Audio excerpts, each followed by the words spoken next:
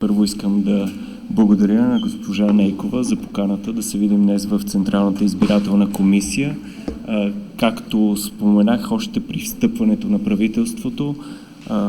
провеждането на честни избори за нас е един основен приоритет и затова бях щастлив да приема поканата. Проведохме един доста конструктивен разговор по много теми. Имаме задачи и теми, по които ще работим заедно, но това, около което се обединихме, е, че за да гарантираме честния изборен процес, трябва да работим в много добра координация и в регулярни срещи да обменяме идеи и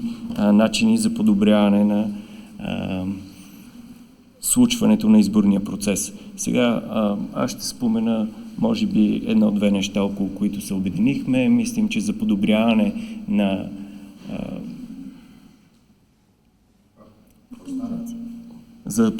на организацията по подаването на гласовете, много би било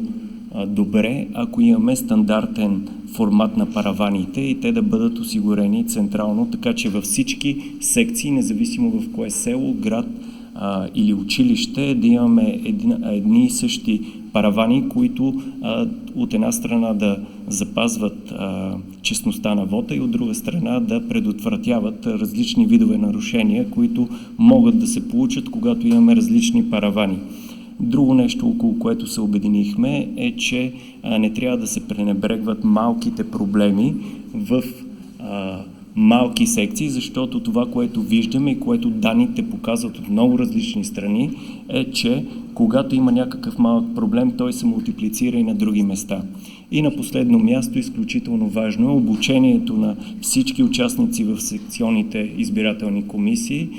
където имаме идеи как това да бъде направено и тествано след процеса на обучение, така че да сме сигурни, че хората, които участват в секционните избирателни комисии и в изборния процес, в крайна сметка са добре обучени и подготвени да осигурят честността на вота.